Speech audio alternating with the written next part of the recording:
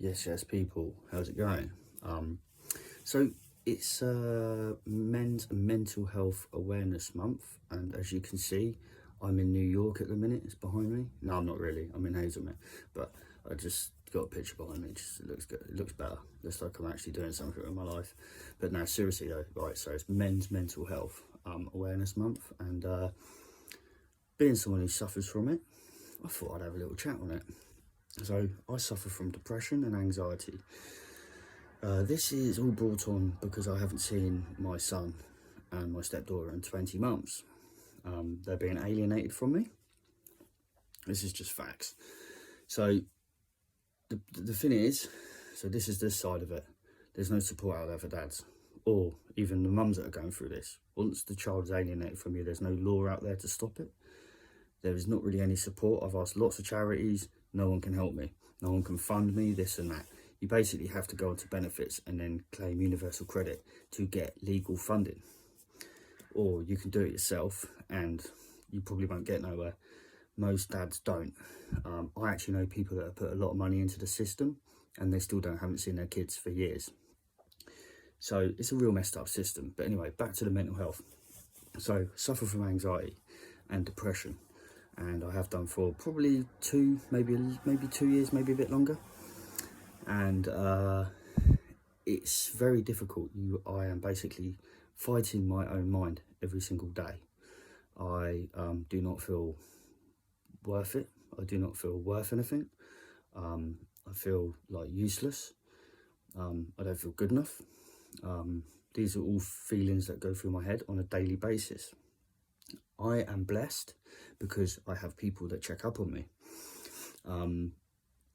But the sad reality of the whole thing about people checking up on people is also that we live in a generation, we all have phones. Phones are meant to be keeping us all together, but they don't. Now, I could text 10 people on my phone in the morning and I would maybe get 3 people message me back saying, good morning, how's your day, how are you doing? 2 definitely would, maybe 3. Now, I get it that people were busy. It's hard times for people, a lot of cost of living, people working extra hours, overtime.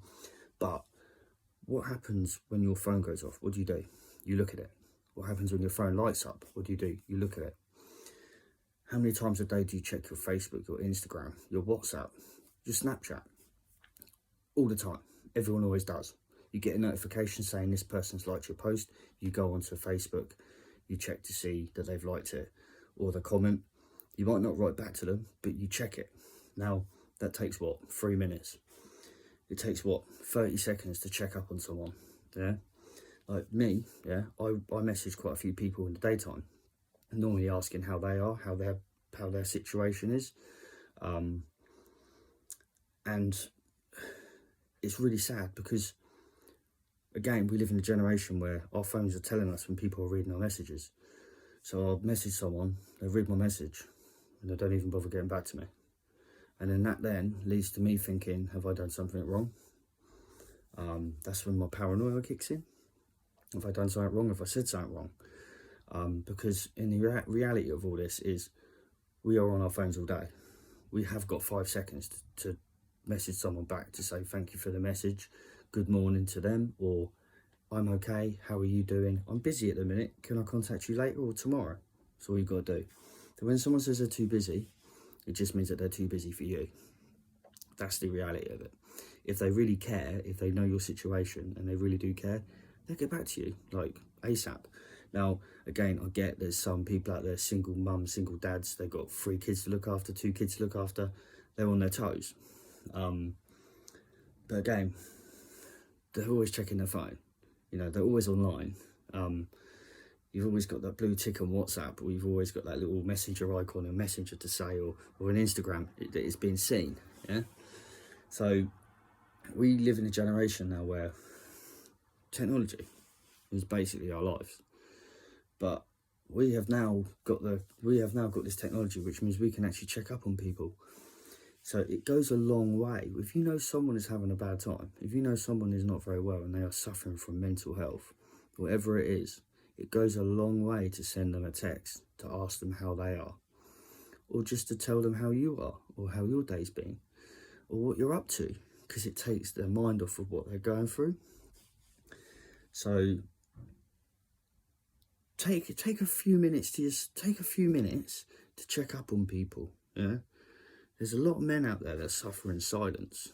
I try not to suffer in silence. I'll tell people if I'm having a bad time, bad day, bad week, bad month, because at the end of the day, if you talk about it, you can get support, you can get help, you can get people. I know a lot of people that suffer from mental health. And I was having a bad, 3-4 weeks ago, I was having a bad time. And I told my mate, I'm really sorry, I'm having a really bad time. And he said, John, why didn't you message me? I talk to you about things. And the reason I didn't was because I know that he suffers. He's been through stuff worse than I have.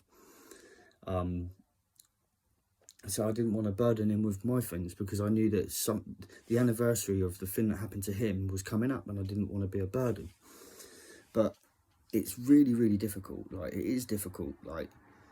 Sometimes when you have mental health, you feel like you are burdening yourself on people, because you feel like you're constantly just telling them you're feeling like shit, you've had enough, And it's almost like people get bored of listening to what you've got to say.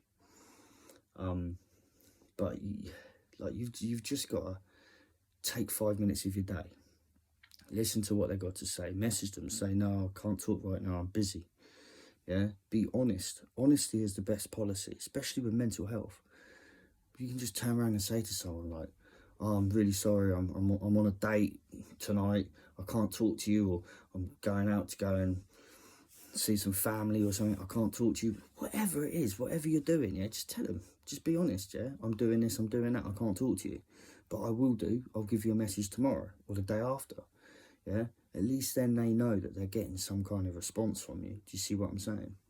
And technology is the biggest downfall for mental health in my eyes, because you sit there looking at a screen on Facebook, WhatsApp, well, not WhatsApp, Instagram, Snapchat, and you've got all these inspirational quotes about how you should live your life. Yeah, you've got to stop listening to that shit. That won't get you nowhere. I've done it. Bit freaky sometimes, because I'll be thinking to myself, I can't do this anymore. I've had enough. And then all of a sudden I'll go on Instagram and an inspirational quote will tell me that I can do this and I haven't had enough. And I'm like, is someone listening to me? Or someone in my head? No. But no, seriously though, it is a tough time as well this time of year, because it's coming up to Christmas. Cost of living is through the roof. People are struggling. So we need to check up on people. We need to make sure people are all right.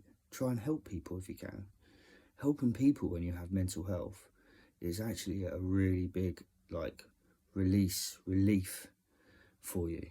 When you help someone and you put a smile on someone's face, even when you're at your darkest, if you're helping someone, it's like literally, it almost like makes you forget about what you are going through, because you have made someone else's day.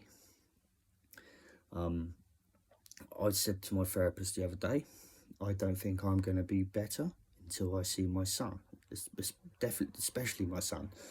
My stepdaughter, I would love to see her too, as I did bring her up from 3 months old, but I've got no rights to. But at the end of the day, that's one thing I've had to let go of. And it's not easy. This is the other thing. When you are being kept from your children, people say to you, oh, you just need to try and forget about them for a bit, try and put them in the back of your head. You can't do that. This is my only son, my firstborn. How can I forget about him? It's not going to happen, ever. I would be a dad 4 times right now, yeah, but 3 of them sadly didn't make it, right? So the one that I have got now, I'm grieving for. He is walking this earth, and it's sad. It is really sad, But yeah, so take some time out to check on people, take some time out to write a message back and just say hello, yeah? How are you doing? It's all you got to do, and you'll be surprised the smile that you put on that person's face. I do it all the time. If I know someone's having a bad time, I will go out my way and I will message them and message them and message them, so they know that I'm there for them. If someone messages me, really, if someone messages you and it takes you days to get back, it's kind of showing that you ain't got time for them. You don't really care. Yeah, that's just that's the hard truth on it. But yeah, that's my point on mental health, technology, and being there for each other, because that's what it's all about. We live in a day and age where we need to be there for each other, because there are some support networks, some support systems out there for people with mental health, but they're overrun. So we've got to stick together to help each other. It's the only way forward with this. But anyway, I hope you all have a blessed day, and I'll speak to you guys soon. Yeah, much love.